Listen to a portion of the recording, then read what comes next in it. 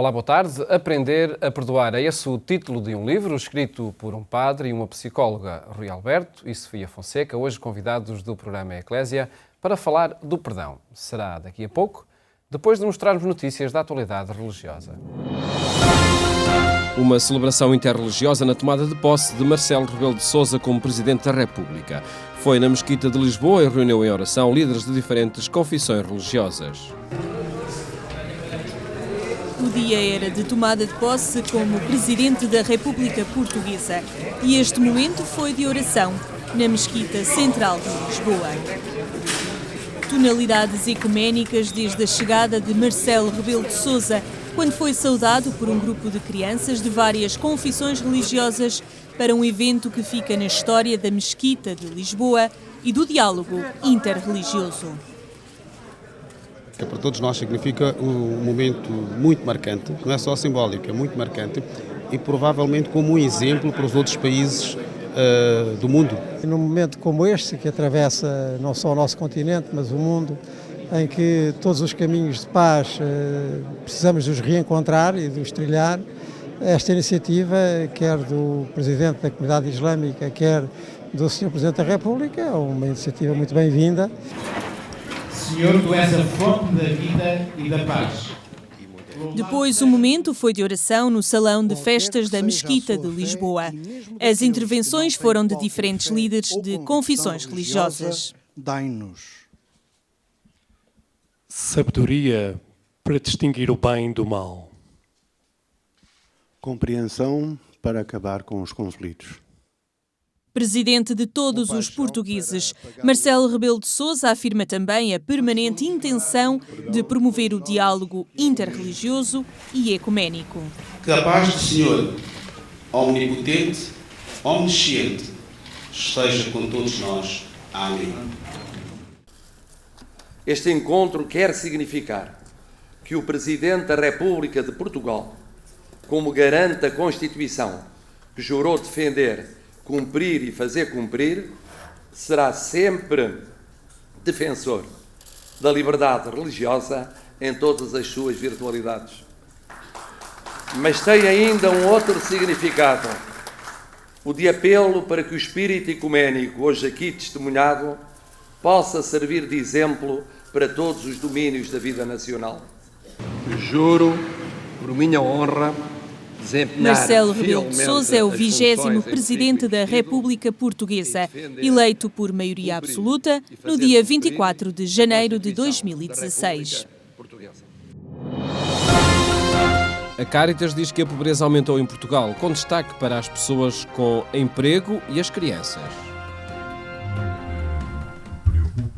O último relatório da Cáritas Portuguesa sobre a situação socioeconómica do país, lançado em Lisboa, alertou para o agravamento da pobreza e da exclusão social que estão a tocar camadas da sociedade que não era suposto serem afetadas pela crise.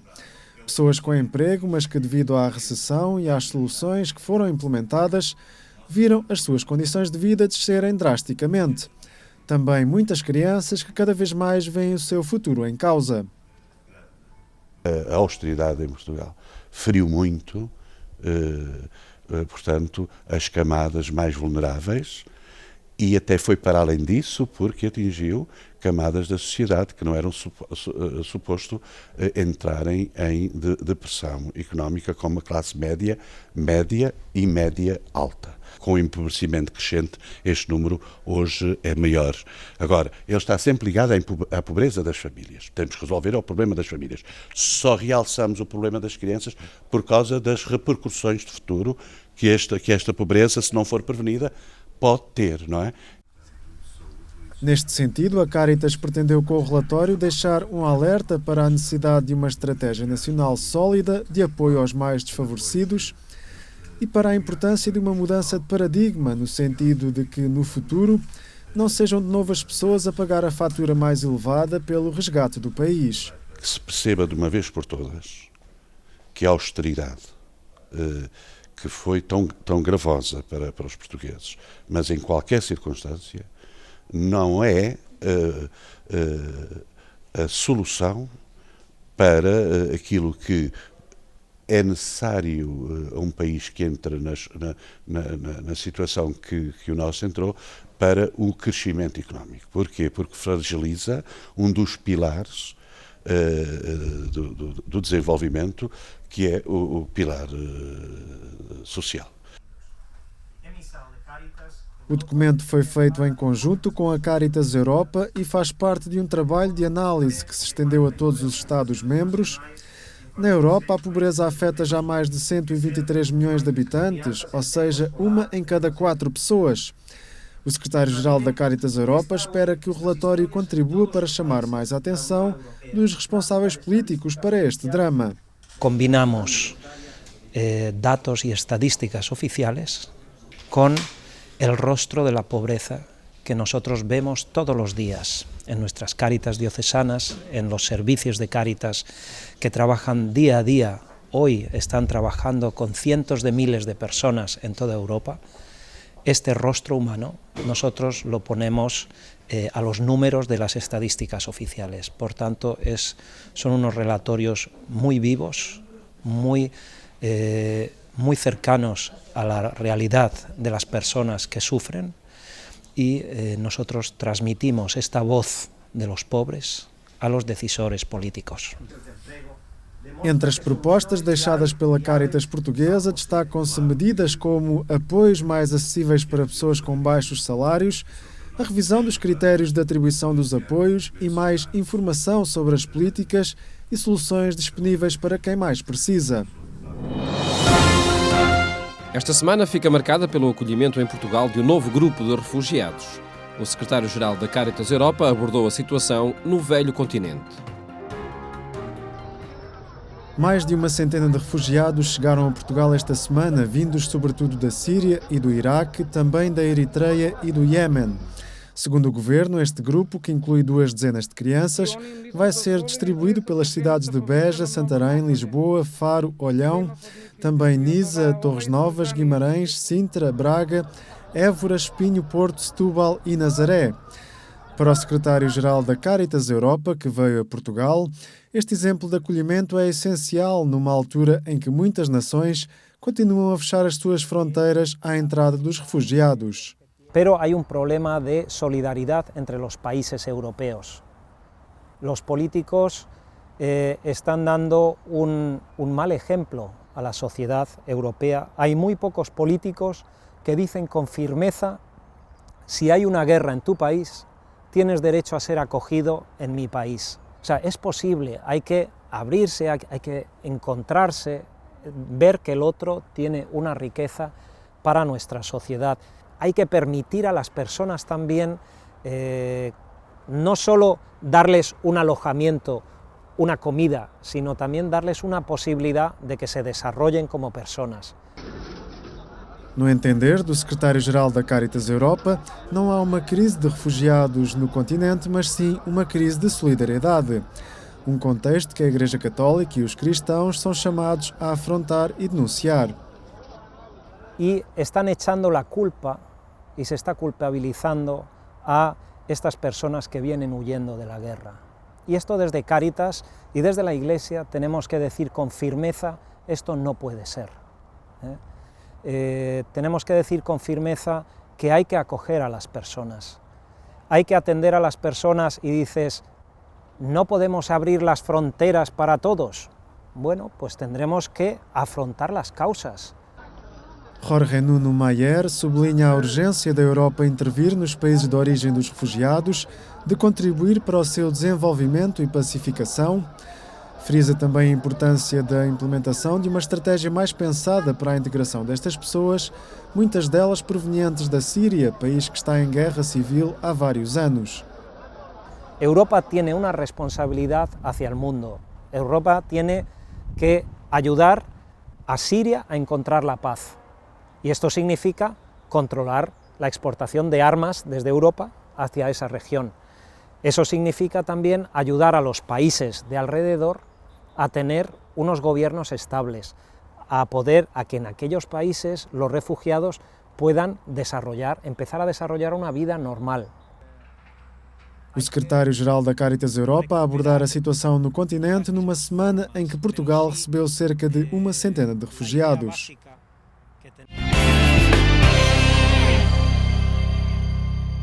No portal agência.eclesia.pt encontra estas e outras notícias em atualização permanente. Falamos agora sobre o perdão a partir do livro Aprender a Perdoar. Os seus autores, o padre Rui Alberto e Sofia Fonseca, são hoje convidados do programa Eclésia. Muito boa tarde, obrigado por estarem neste programa. Sofia, começava por lhe perguntar como é que surgiu a ideia de escrever um livro sobre o perdão, a partir, acredito, também da sua experiência como psicóloga. Sim, sem dúvida. A minha prática profissional acabou por ser determinante na minha motivação para o tema do perdão.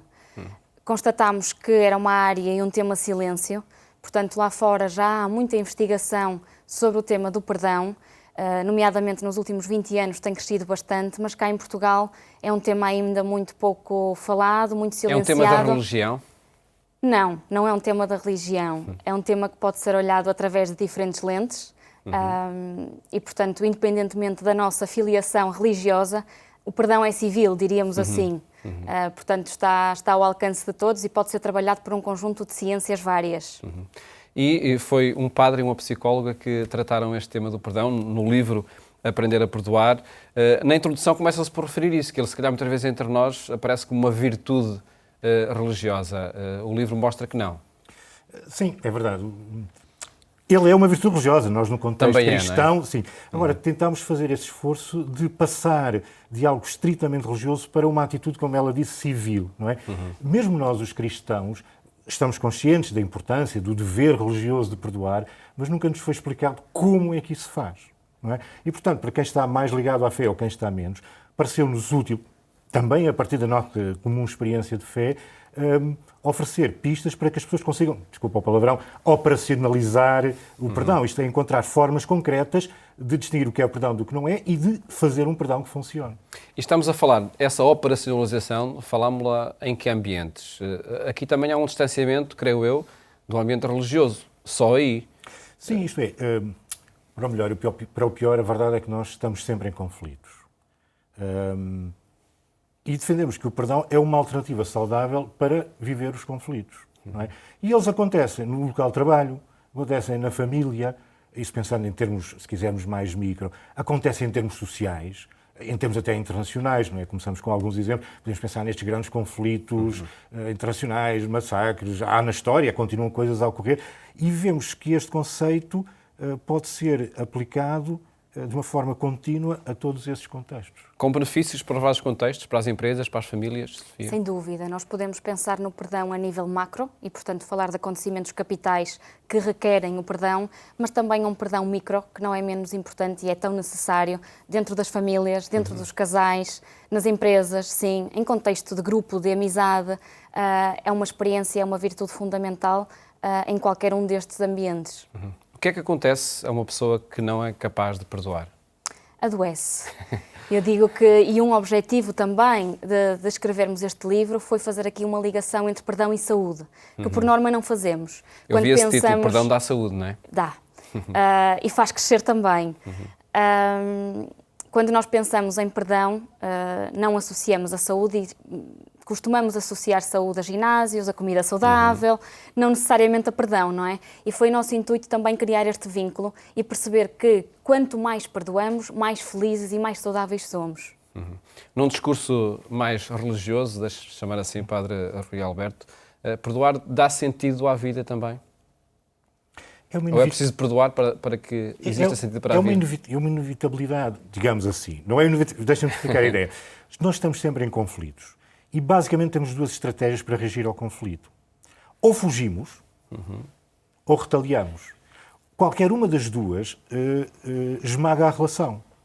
Se queremos manter relações, porque ninguém não podes viver sozinho, por isso simplesmente, ou não podes tentar, mas não funciona. Estás sempre num reset constante. Esta relação não deu porque este conflito bloqueou, vou para outro. E estás sempre a começar e nunca tens relações de qualidade e saudáveis. O perdão é uma alternativa que, não negando o conflito, não negando a justiça e toda a reparação que tiver que aparecer, oferece a possibilidade de uma alternativa que não esmaga a relação, não é? Que não nos bloqueia no papel de vítima ou de ofensor. Vamos ver, então, diante de um conflito, que etapas interessa percorrer para que se peça perdão? Desde logo, nós aqui no livro propomos um modelo que encontramos e com o qual nos identificamos, que são de 2 autores, Vincent Waldron e Douglas Cayley.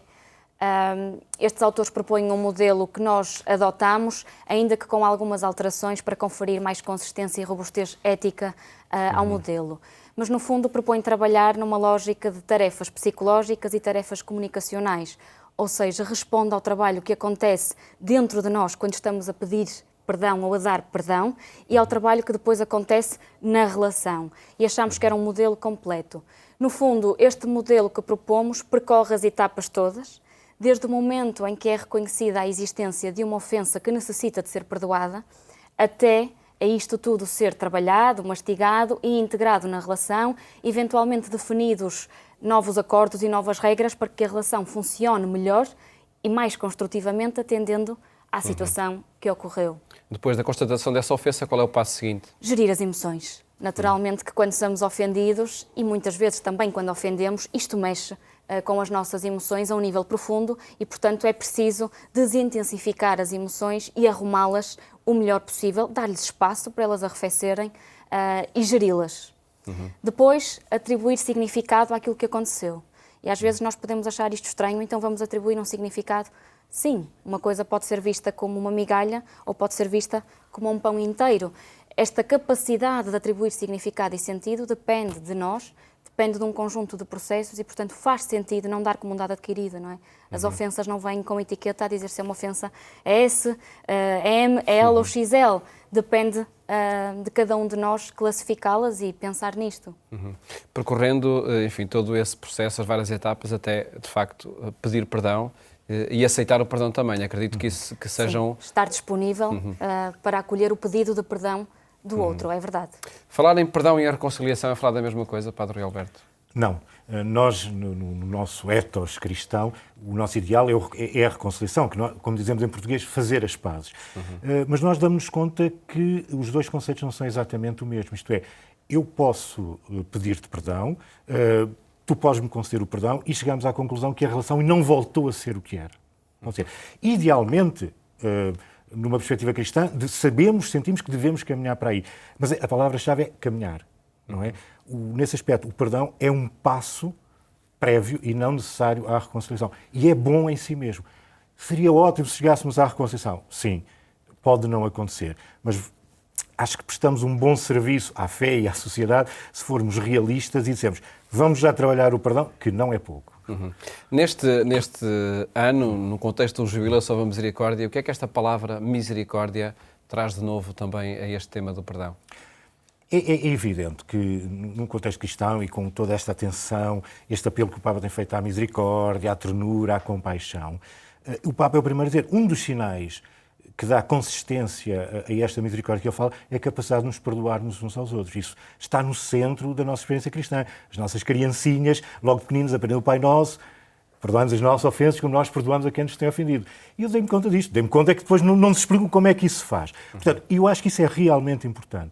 Agora, penso que o Papa não quer trabalhar o tema do perdão apenas dentro da nossa sacristia, dentro da Igreja. Ele sente que para a sociedade como um todo, a capacidade de superarmos os conflitos através do perdão, acho que há uma compatibilidade básica daquilo que ele propõe e o modelo que nós assumimos, parece-me necessária, não é? Liga-se ainda com este tema do perdão, o sacramento da reconciliação. Fazem alguma ligação aqui neste livro ou que presença é necessário ter também este sacramento em todo o processo do pedir perdão? Em bem dizer, nós não entramos nesse aspecto do livro, quer dizer, é um padre, uma psicóloga, mas não foi metade, ou seja, sim, aqui ambos procurámos um discurso educativo, atento às ciências humanas, para escrever o livro a 4 mãos, pronto, não é? Nesse aspecto nós não entramos nesse aspecto mais sacramental. Agora, já que estamos em casa, num contexto mais eclesial, este tema da vivência sacramento da reconciliação exige previamente a prática do perdão interpessoal. Conhecemos a referência de Jesus, antes de ires oferecer o teu sacrifício, não é? Antes de uma reconciliação com Deus, tens de reencontrar o teu irmão. E acho que às vezes uma certa crise do sacramento do perdão tem que ver com isso, porque nós estamos mais ou menos disponíveis para uma prática ritual, mas depois aquilo estava pouco e é difícil, porque se calhar na base não tivemos a vontade ou os instrumentos para conseguir a relação com aquele que, uma relação renovada com aquele que nos ofendeu ou com aquele a quem nós ofendemos. Sofia Fonseca, que o livro já chegou há algumas semanas, não é? Que impacto está a ter, que receptividade está a ter por parte do público? Muito positiva. O feedback tem sido construtivo e positivo. As pessoas têm partilhado que é um livro prático, útil, que não é distante. E o nosso objetivo não era discutir o tema do perdão de uma forma abstrata e teórica, era de facto conseguir operacionalizar, trocar isto por miúdos e dar ferramentas às pessoas para que elas se consigam apropriar desta virtude e desta experiência do fenómeno do perdão e aplicá-lo no cotidiano delas. E as pessoas têm retribuído isto e têm sentido que conseguem, de facto, tirar mais valias e perceber isto faz-me sentido, eu revejo-me aqui e, portanto, propomos também um discurso muito direto com o leitor para que ele se sinta implicado e com vontade de acionar isto na sua vida. Portanto, quem estiver diante da necessidade iminente de pedir perdão ou achar que deve ser perdoado, tem aqui um bom manual. Penso que sim, é muito mal, é muito manual, não é? E é muito nessa linha, muito prática. Não é? Vamos lá ver, quando falamos do prático, não estamos aqui a assumir aquela política de faça isto, tem resultados imediatos. Isso é um bocadinho banha da cobra e é desonesto, seria uma falta de respeito às pessoas. Mas procuramos ser práticos e dar às pessoas as ferramentas para fazerem o seu caminho, sempre sublinhando que isto leva tempo e esforço. Um livro que é publicado pelas edições salesianas e que está, por isso, aí ao dispor de quem queira aprender a perdoar, como se diz no título. Muito obrigado por terem estado aqui no programa Eclésia a apresentar este livro. Mais logo, siga o programa Eclésia também na rádio, pelas 22h45 na Antena 1. Votos, boa tarde, até amanhã, se Deus quiser.